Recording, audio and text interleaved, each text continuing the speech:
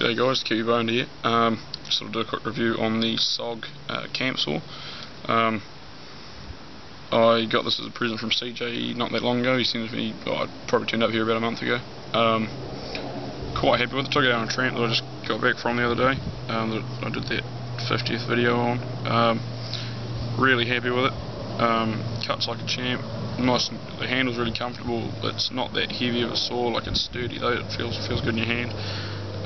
Also, you got a fair bit of purchase on the handle. The locking mechanism's real solid.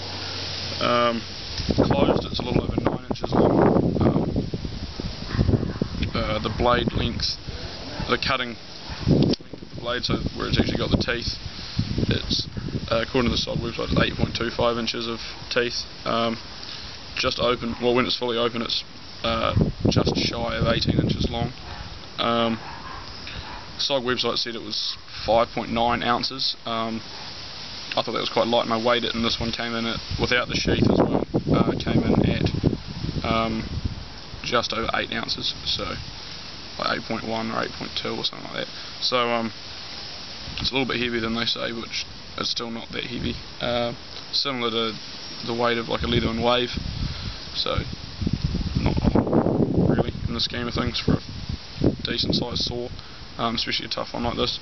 The finish on it seems to be quite hard wearing, like it's got a few little scratches in it, but I was really humming through some thick heavy wood, so that's to be expected. The only real wear's on the points of the teeth, but again, that's to be expected. Well, I'm quite surprised how well it's holding up for the amount of sawing I did with it the other day.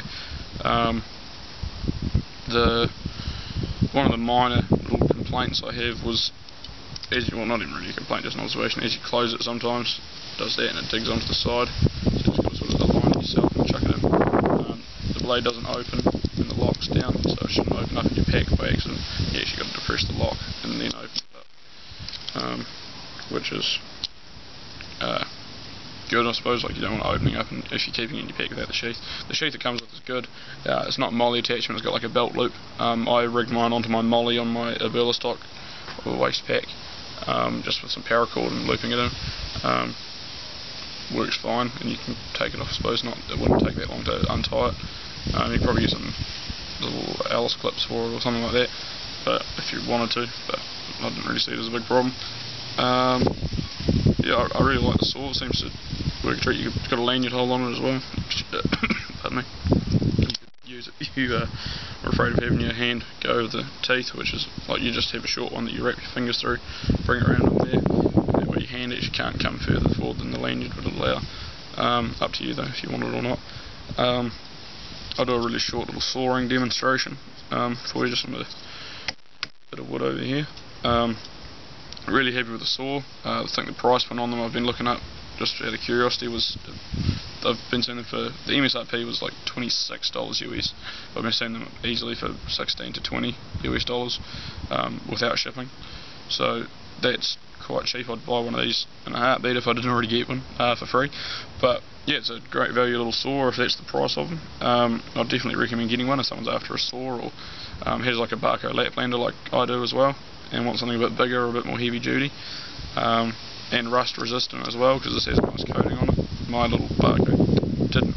Well, I don't know if it was a Laplander, but it was like the Laplander, but it was the orange handle, and just the stainless steel blade, and that gets a fair bit of surface rust on it, but that's cosmetic really, just give it a bit of an oil and it seems to go alright. But I'll just move the camera around and try and get it in focus so you can see me do a little bit of sawing.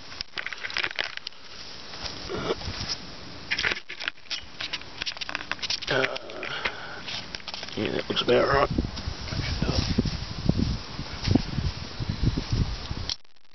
So, it's a relatively thick hunk of wood, just if you're curious.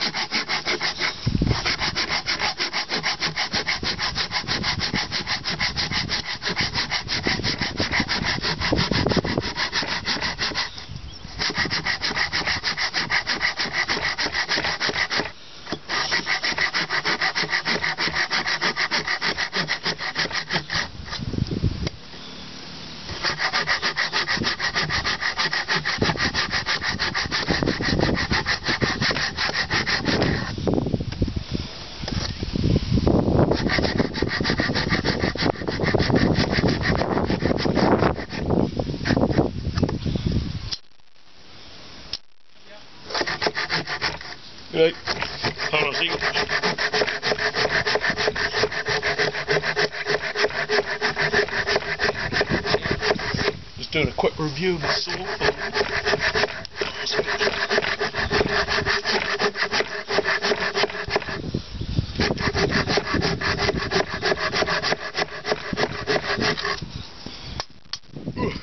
There we go, guys. Cheers.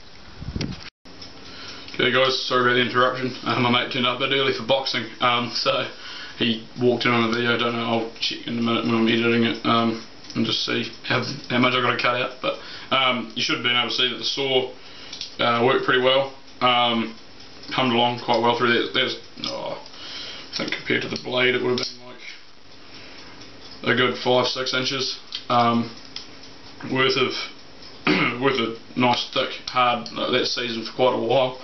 That one's just been sitting down in the backyard. It's cat uses it for a scratching post.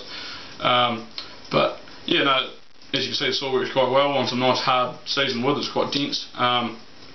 It was humming through the stuff the other day that was a bit lighter. I think it was a pine, and it seemed to hum through really well on everything. Well, you know, that's a good testament to you to see how well it worked. You can judge for yourself, I suppose. But for me, my experience with all the little hand saws you can buy, that's pretty effective.